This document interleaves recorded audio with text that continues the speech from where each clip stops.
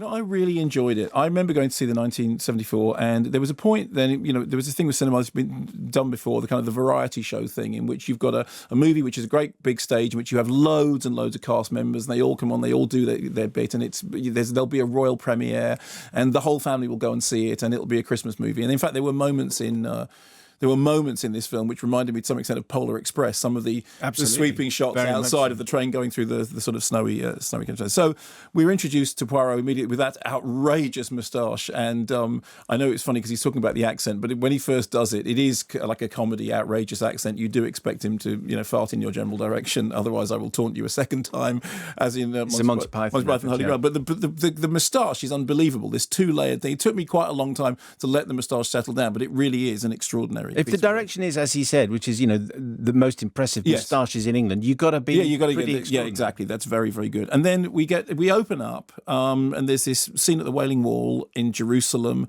and something's happened, and he's having trouble with the eggs, because the eggs have to be the same size, and he's brought in to solve a crime, which he can solve because somebody says, well, how can you solve it? He says, because I see the world as it should be, and anything that is wrong puts him out of sorts, and therefore that's why he's so great at solving crime, because he can't relax in a world in which things aren't right, in which somebody's tie isn't straight, in which, as he said, the things aren't sort of laid out properly before him.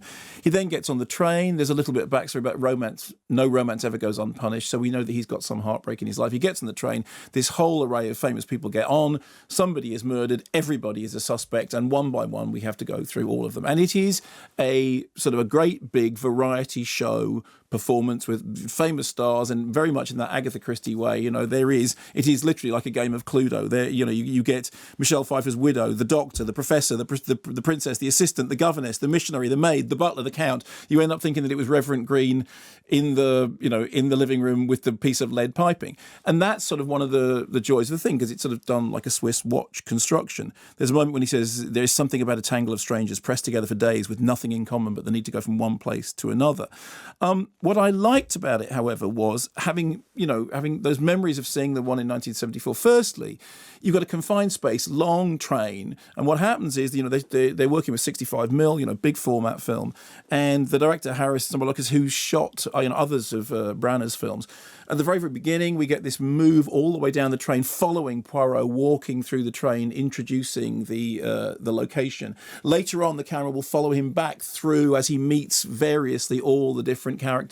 In one superb moment, when we get to see the discovery of the body, it's all done from an overhead shot, but it's beautifully orchestrated overhead shot in which people are literally moving around as if on a Cluedo board. And I thought it was great to see the way in which those visuals made the most of that location. I'm slightly less crazy about the stuff outside the train, the stuff on the bridge, the stuff of, flying around. What I like is the way in which the camera creeps and crawls and maneuvers itself like another passenger through the train. I thought the performances were all fun. I think it looked like all the cast were having a really good time. They were having as much good time chewing the scenery as Poirot was with his favourite chocolate cakes. I really enjoyed some of the lines. I mean, the film is written with a sort of sense of knowing wit. There is this lovely moment in it in which Poirot says to Josh Cadsgad, he says, "This is your account. Your account, it is full of, what is the English word for chocolate? Fudge! It is full of fudge." And I laughed out loud at that. I thought, this is great. This is kind of delightful. And all the way through, it felt like what it was having fun with the character. It wasn't ever mocking it. It wasn't ever taking the mick. It was taking it seriously. It was giving us grand spectacle. I mean, those large-scale camera moves, that big canvas, taking a very, very confined space and turning it into a big canvas was something that made it cinematic. I felt that Branagh was really enjoying the idea of Poirot's detective abilities being something that he was racked with. He was, racked with pain and, racked with an inability to let anything go. He says at one moment, "No, I'm going on I have earned a little holiday, like Monsieur Hulot. I have an holiday." And because he can't go anywhere, it's like Midsummer Murders. As soon as he turns up, immediately bad stuff starts happening. There's one moment when they have to get all the cast laid out sitting behind a table in a huge, great big arch in order that he can do and now I shall reveal this, that, and the other. It's like a Last Supper. It's exactly like the Last Supper, but it's knowingly like the Last Supper. So having sort of remembered going to see the original, well, not the original, the Sidney Lumet with my family. What I got from this was, it's that same kind of thing.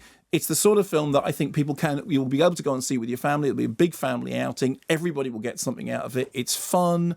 It's enjoyable. I mean, the story is what the story always was. And I do instantly remember the punchline, because when I went to see it, I was that age. I will never forget what the punchline is. But I was there with somebody who didn't know, and they were genuinely surprised. Oh, right. Well, that's very good.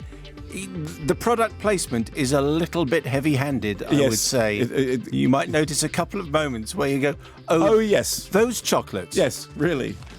That looked very expensive. Yes.